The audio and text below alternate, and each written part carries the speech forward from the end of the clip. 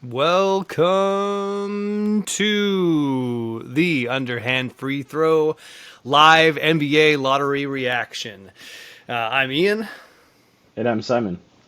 and we're just hanging out watching the lottery. So you're gonna get our live reactions. We're about 10 minutes before the draft right now, exactly 10 minutes before the draft. Yep, So 10 minutes to go. I guess we'll just review a couple of things before we start actually having real, authentic reactions to things happening before our eyes. I forgot they have kind of like a delay this year, so I don't know if they're actually going to reveal the picks for another few minutes. So, No, it's gonna be 13 minutes before they reveal okay. the last pick in the So they're being draft. chosen right now, but Yeah, they're not actually going to start revealing them for a little bit. yeah. If anyone's not familiar with the draft lottery process, they are currently in a secret room behind the Yeah. stage, shuffling ping pong balls around in a magic machine, and there's a bunch of people that get to watch it to ensure that it is fair and not a conspiracy. If it was, everyone thinks the lottery is a conspiracy every single year. If it Yeah. was a conspiracy this year, who would win?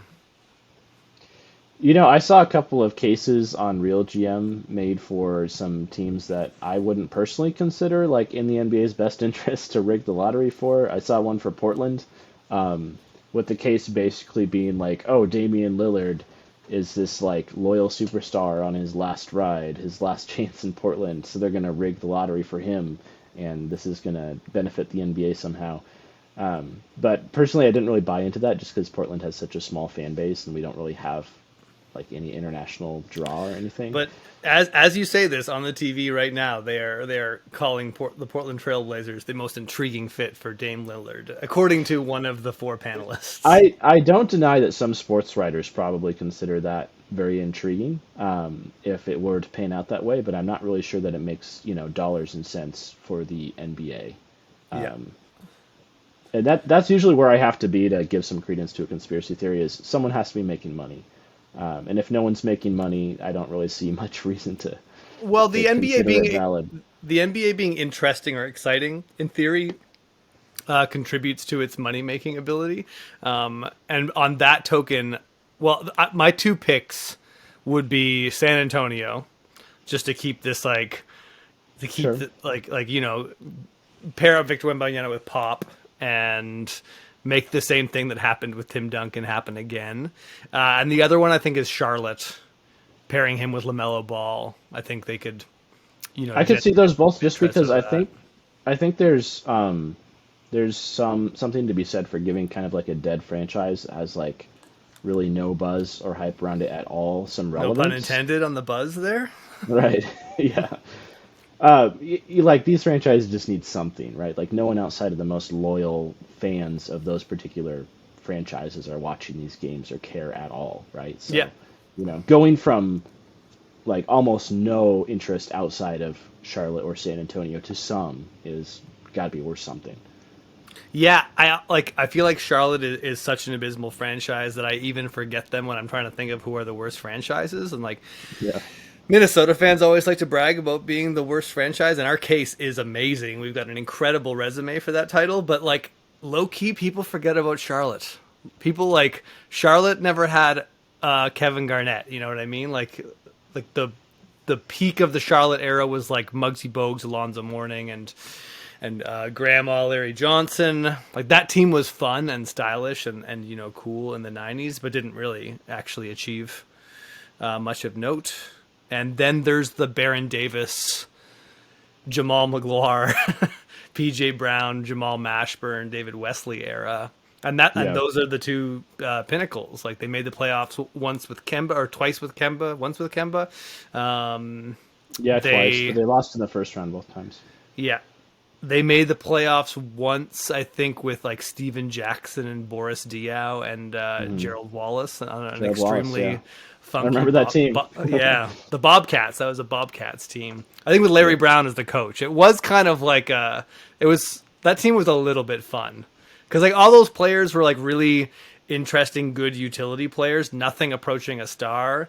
But they could all play defense. They could all do something on offense. So they were like probably an annoying opponent night tonight. But anyways, we're talking like, that's a top 3 moment for the Charlotte Bobcats in their history. So even and with Minnesota at least being sort of a playoff team, even if we're an embarrassing disappointment of a playoff team, like I feel like Charlotte is seizing a stronger grip on the worst NBA franchise ever. So if they got Victor Wembanyama, I'd say that they deserved a break. But also, there's a lot of mismanagement there, just like there is in Minnesota. And Michael Jordan's probably been one of the like goofiest owners in the league, and that's saying something in a league full of really goofy owners. He's got the reputation for being a bit controlling.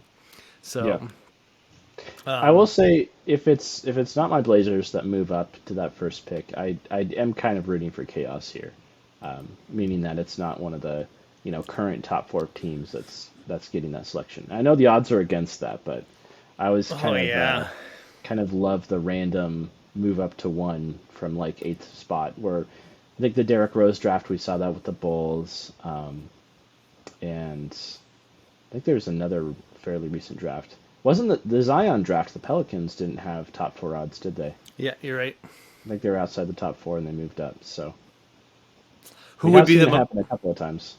who would be the most jaw dropping to you if they grabbed the number 1 pick? Oh, Dallas for sure. Yeah, I was thinking Dallas as That'd be well. insane. Yeah. So wait, speaking of Dallas, Dallas has what are the details of their pick protection? Because they're the only team in this draft that could lose their odds if they fall out of the top Yeah, 10. Is it yeah, they're protected 1 through 10, and if it's 11 through 14, it goes to the Knicks. So they're kind of on a razor's edge here because they right? have the 10th. They have the 10th best odds. So like they're likely to keep their pick. But if anyone that's below Dallas moves up, and then Dallas doesn't move up, they're going to be forfeiting their pick. There's a 21% chance that happens, basically, something like Hmm. that. 21, 22%. So, but yeah, if Dallas was going to, I mean, pairing Victor Wembanyama with Luka Doncic, it's And Kyrie. Can't yeah, forget about Kyrie. I mean, I never forget. No one ever forgets about Kyrie. He looms large in our consciousness. I don't know if you can ever really think of Kyrie as like a building block on your team. I don't know. He just kind of like he's there. Who knows what will happen next? I mean, it's probably not going to happen for him. I just think that Wembanyama would immediately, even as a rookie, just solve so many defensive issues for Dallas. Like he'd be incredible for them. Yeah, He'd make them so much better. And he's only going to get better from here, right? But like even from day one, just and makes he Dallas so much of a better franchise. and gets to be paired with the best like lob thrower in the NBA. That would Yeah. be it'd be great for a lot of people's careers that could happen. What if I guess if OKC got the top pick, that would just people would just be upset, I think. I'd be upset. Yeah, I'd be frustrated. The 1 year that they don't have a really nice lottery pick. Well, I mean, I'm rooting for my Gonzaga alum, Chet Holmgren, to like really catch on and have a great season next year. So Well, that would also be the thing. Like, would they just play Victor and Chet? Is that possible? Like, I don't know. together, Like, well, I don't they know. love playing a bunch of like small guards. Chet and That's Victor true. can shoot, and I think they're still young enough they'd at least experiment with it. And like that would be crazy. Just like all these power interior guards and two shooting like seven. Like I don't like Chet's like 7'2" and Victor's like Yeah. 7'5". It's just sort of like Chet isn't really. I mean, I guess we're talking about a couple of years ago. By the time next season starts, because he didn't have a rookie year. But he didn't really have 3-point range in college. He was much more of a mid range guy. yeah, yeah. And I don't So actually think that Victor will necessarily translate straight away. Like he's not actually having an amazing shooting season. It's more like the potential of their shooting strokes that I'm into, rather than thinking that they're yeah, proven established shooters. And that definitely goes for Victor. Like I think when I hear a lot of people talk about Victor like he's a mutant Kevin Durant, I'm like he's not gonna be I don't know, he's not gonna be doing the things that people expect him to do in the NBA, especially yeah. not right away. Yeah, I definitely think his rookie year, it's more going to be the like insane defensive versatility and rim protection that's going to stand out. Yeah, He'll be a good offensive player, but he might not be like an insane scorer his rookie year. I think he's gonna be a very like he's gonna make a lot of like it's hard to play backline defense in the NBA, so he's going to make a lot of mistakes. But I think he's just going to have a ton of moments where it's like He's something gonna just have a lot of happened that I've highlights. never seen before. Like, Yeah, and lots of like NBA players are like, I've never played against a player this tall. So yeah. like, even though like I'm De'Aaron Fox and I'm getting blocked by a rookie, and I'm like, what just happened? Like, I think a Well, lot of stuff like that will happen. he has literally the longest reach any NBA player has ever had. We've never had Yeah, an it's 8 feet. It's like, and it's like, yeah, I we've guess never had an NBA Mobamba's player with an 8 foot wingspan before. Mobamba's close. Yeah, But but unlike Mobamba's also Mobamba, clumsy, clunky. Like yeah, he's Victor's a little bit more fluid of a mover. But exactly, Victor was yeah, already Mobamba was already a crazy outlier when he got drafted. It was just like, what do you mean he's got like a 7'10" wingspan or whatever he had?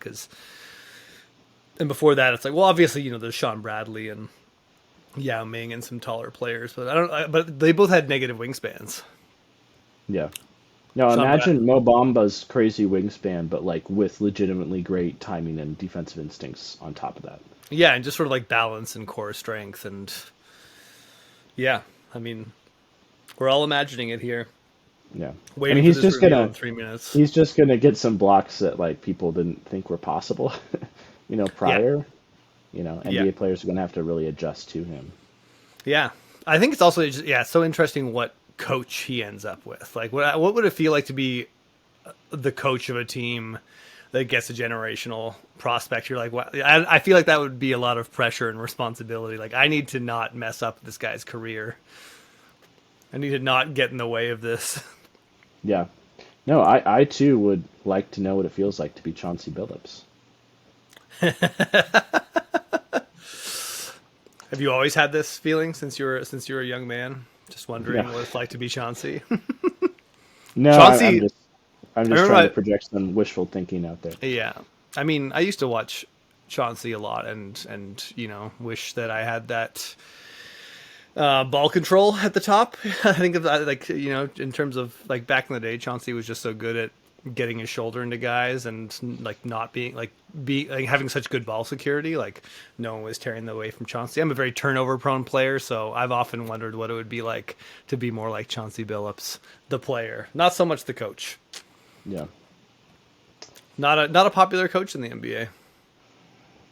yeah. I mean, I think it's he did receive a lot of criticism early on in the season, and we're about to start revealing, so I don't Hmm. probably shouldn't wax eloquently too much about Chauncey Billups, but Hey, you got one um, minute and 45 seconds to give us your Chauncey take.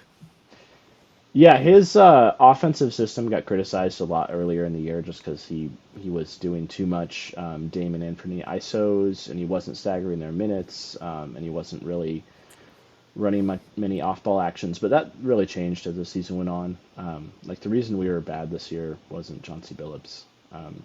It's just overall lack of big men, lack of defensive talent, in my opinion, anyway. Yeah, I don't. I like. There's too much coaching blame in general. I don't know much about a coach until I've seen them coach a talented team, and coaches that aren't coaching rosters that are functional and are expected have expectations. It's just like people get so mad about that, and the expectations are often unrealistic. Anyways, we're about 1 minute out from finding out who the 14th pick in the draft is going to be. Yeah, and I think they rapid fire these pretty quickly, at least until they get to the top three. So Yeah. we're probably not going to be able to say too much about the first 11 picks or so. Yeah, I That's the always like plan. scrutinizing who they bring to the draft. Nick Collison, great choice for the Thunder. Dalen Terry is the Chicago Bulls Okay. rookie from last year. That's an okay pick. Nico Harrison's just the general manager. Don't love it. Colin Sexton, just a current player in Utah. Nothing exciting there. Like I like bringing back old legends or having some sort of like good luck charm in there. Tyrese Halliburton, Indiana. They're all coming up on the screen right now. If I'm ever saying anything you don't know why, it's because I'm live Yeah. reacting to the television. I'm about Jamal 5 seconds Mosley. behind you. Oh, okay, gotcha. Good to know. That's why I was saying them so we could figure out what our lag was. Okay, Yeah. Brandon Roy for Portland. That is a That's perfect. great lottery select. Like I hope, I, ambassador. I'm hoping that's our good luck charm. Yeah. If anything is like to make the basketball gods pity Portland tonight, it's going to be It's the Carm. Oh, Ben Wallace for Detroit, though. That is also an elite lottery ambassador. So I think it's Detroit or Portland getting the pick based on that. Oklahoma with Nick Collison. I Oh like that yeah, too. you must have said this already, but Udoka, the recently hired That's the coach. worst karma pick. Yeah. Houston is dropping out of the lottery tonight. Sorry, out of the top five. No, just out of the lottery. Yeah, yeah. Just forfeit their pick. Whoops, we forgot Houston, which I guess means you just don't have a pick. Yeah. All right, we've got the deputy commissioner coming out here to tell us something. Do you have sound on at all on your end? No, I don't. Nope, just purely gonna be visual here. Feel free to announce it. I mean, he's gonna announce it a few seconds All right. before me for you. No, no surprises at 14. It's the New Orleans Pelicans at 14. Okay.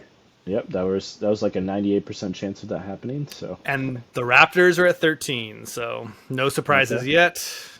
Sorry, Bobby Webster, assistant general manager or general manager of the Raptors. Yeah. OKC is at Okay, 12. see at 12. Yeah, again, no surprises, so no super unfair lottery pick for the Dallas Thunder. may be safe as long as this is Chicago at 11. Orlando Magic just dropped. Oh no, sorry, that's Chicago's pick. My Yeah, bad. that's what Chicago Yeah, owns. cool. Or yeah, Chicago Yeah, owes Orlando. Dallas Mavericks at 10. They Okay. are They safe. get to keep their pick at least, although they didn't move up at all. Yeah, but I think they'll live with that. Yeah, at least disaster didn't strike. The Utah Jazz are at 9. So again, no Okay. surprises. Okay, very boring so Yeah. far. Washington should be number 8. And they are. The Washington Okay. Wizards are the number 8th pick in the draft. Supposed to be Indiana next. But will it be? So now my jerseys behind you are not predicting the top 5. It's the Pacers. Supposed to, I'm just glad Portland hasn't dropped, honestly. yeah. Orlando will stay at 6. Okay. You now Top can't 5 drop. or better. Who's the 5th going to be? Detroit Pistons. Hey! Oh, Sorry, Portland's in the Detroit top fans. 4. Oh, Ben that's Wallace rough. did not work out. Yeah, They that have is the number bad for one the odds. Pistons. Yeah. Oh, they just had the number 1 pick a couple years ago. They're fine. Brandon Roy just gave a big smile. I love to see Brandon Roy smiling, so. I love it. Okay, even Alright, if we so moved up just one spot, that's a win in my book. But I'm not going to argue with more than that. no, this is I feel like they do the drama of this really well. Like Mm. they make us sort of endure the mundanity of it, and then they go to commercial break where the teams that are left all get to fantasize about the number 1 pick. Blazers fans get to fantasize about the number 1 pick. So in the Yeah. top 4, it's going to be Portland, Charlotte, San Antonio, and Houston in a yet to be determined order. No big risers I mean, it would anywhere be else. really nice to be in that top 3 just because, I feel like Scoot and Brandon Miller are maybe just a teensy bit better than whoever's going to be the number 4 pick. But Maybe, yeah. I mean, you always like to yeah. control your destiny in that situation, but like I was saying earlier, I think it gets really hard to discern after. Like I've got Scoot in his own tier. I just think the athletic tools are the most special, and he has less question marks than Amon, who also has those extremely special athletic gifts. But I just have no idea what this guy's basketball game is like because he played against 16-year-olds all year. It's a little bit. Yeah. It makes me hesitate a little bit more. But so I don't know. I just think it gets really murky after that. I mean, you know that I'm lower on Brandon Miller, but like, I just I see high potential in a lot of these guys, not knowing how some of their games are going to develop. So I think Portland's going to, has a chance to get a really good player. So Portland has signaled that we would look at trading the pick if it's not number 1, which I personally would be devastated if we got 2 or 3 and traded it. But that is one thing to keep in I mind mean, if we don't end up getting number 1 overall. yeah, depending on depending on what you trade it for, obviously. But It better be something really good if we're trading like number two or number three overall, in my opinion. yeah, I mean, I do think Portland has to say that for the like the Dame PR machine. Like they've got to pretend like they're ready at any moment to transform this roster into a win now contender. Even though I know like many Portland fans like yourselves have moved on from that hope, it's still like I think something they always have to say, even if privately they're fine with the slow rebuild. Who knows? Yeah, I hope it's just kind of posturing, but at the same time, like this franchise has been really loyal to Dame, which I respect, but um, please don't trade number two overall. That's all I'll say. And who would you want? I think I've asked you this before, but who would you'd want Brandon Miller at number two? I would want Scoot at number two if we're trading Dame, just because Right, I right, do yeah. think the tippity top upside is a little bit higher. I think a rebuild around Scoot, if you're trading Damian Lillard, is just way more fun than a rebuild around Brandon Miller. I see Brandon Miller is more just like a really high end complementary piece, but probably not your number one guy. Um, Probably, yeah. Scoot I at don't. least could be that guy, right? It's not a Yeah, guarantee or anything. what's the up like? What would Brandon Miller need to change about his game? We're getting back into the commercial breaks, just ending now. What would need to be a surprise development about Brandon Miller to kind of catapult his ceiling up into where he's more of a kind of like, okay, this is going to be an All I think NBA just player or a really Jason Tatum. ridiculous ball handling and off the Yeah, dribble shooting. And handles are. he's I'm not. okay at both those things, but he's not like I don't love top the tier. handles. I feel like I see him go into a lot of moves with a really high handle and kind of like he Yeah, doesn't have great ball control yet. He's got like good dexterity and stuff like that. Also, tall guy, high center of gravity, got a little bit of the like Kevin Durant dribbling into traffic with the ball coming up to his shoulder. But yeah. I think also him adding strength would could be a thing that he's not actually like his frame's not bad. Like if he could get a little bit stronger in his base, I think, and just be able to sort of carve out space in the mid range and get out those shots early, all of a sudden he's like kind of more of a Jason Tatum kind of ceiling, and he might be taller than Jason Tatum. I don't really know. Kind of need to wait to see that wingspan measurement come out if he shows up at the combine. Do they Yeah, have to show up at the Jason. combine this year, or does Yeah. that Oh kick no, in that's next next year? year. Next year it Okay. goes into effect. Jason Tatum's listed at 6'8", but he's like a tall 6'8". Miller's listed at 6'9", but whether that measurement's in shoes or barefoot, we don't know. Yeah, So yeah. He looks tall. yeah, he is tall. I don't doubt that he's at least 6'9" with shoes on. So Yeah. All right, we are back. We are about to find out who the fourth pick is, and it's the Houston Rockets. It's not the Blazers. okay, top three secured. Oh man, number one and number two odds have fallen already. The Portland Trailblazers are the number 3 pick in the draft. Oof. Okay. Okay. I mean, in my opinion, that's a lot better than number four. We're getting either The Miller Charlotte or Hornets are the number 2 pick, which means oh, San the Antonio Spurs. is getting Victor Wembanyama. I told you it's a Uh, conspiracy. It's a conspiracy. It's it worked. confirmed now. The last time the Spurs tanked, it was Duncan. So Yeah. here we go. Yeah, got this I had the Spurs at number 2 because this number 2 jersey right here, but oh man, that's wild. I think out of all the franchises that maybe deserve this, you could make a solid argument for the Spurs. I don't see why any other franchise should be allowed to draft a generational big man besides the Spurs. Yeah, It's like, especially what? they do it the best, so let them do it. Yeah, David Robinson, Tim Duncan. Oh, And that's now who they Victor have on screen Wembanyama. now. Yep. This is absolutely, I mean, this was going to be franchise altering for whoever got this pick, but I mean, San Antonio feels like they only just started their rebuild with Hmm. no clear and obvious parts to their core, but lots of great players who could, potentially turn into near all-star level players, kind of at the high end of some of the projections. Like, if you told me Devin Vassell was going to make 2 all-star teams, I'd buy that. If you told me he's going to make none, I'd buy that as well. Yeah. So this, I mean, and they don't have anyone at that position either. I'll do respect to Yeah, Zach Collins. unlike some of these other Um, teams, they don't have any center. I mean, Portland doesn't either, but unlike they don't even. the Rockets, the Hornets just drafted Mark Williams. The Rockets have Şengün. The Pistons have Jalen Duren, who had a pretty solid rookie year. So yeah, like the Spurs were the team that needed a big man the most, and They don't even have obviously a. any They don't have a power forward either. They like yeah it's like Keldon Johnson is 6'5" and is their yeah power forward. So now Victor gets to join our boy Jeremy Sohan. This is really cool. This is like San Antonio has been a sleepy franchise since the Kawhi Leonard injury, even really before the Kawhi Leonard trade. Ever since Manu Ginobili's retirement, basically this team has gone dormant.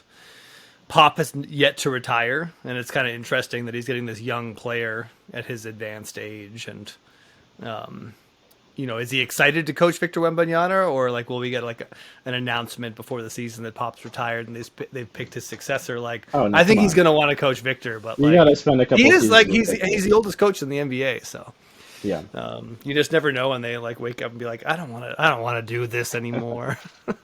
yeah. And No, this is I think coaching Victor Wembanyama has got to be, Coach Pop's dream scenario coming out of this draft lottery. Yeah. Yeah, and really can't ask for a better team culture to walk into from his perspective. The original European friendly franchise. Obviously lots of franchises have caught up since the Spurs basically had a monopoly over that for a decade basically, but seems like a really likable group of young players there too, who all like fit around him. Nice. He's going to have a big role from day one. Yeah. Because what else are they going to do? And yeah, the Spurs just landed the best prospect since LeBron James.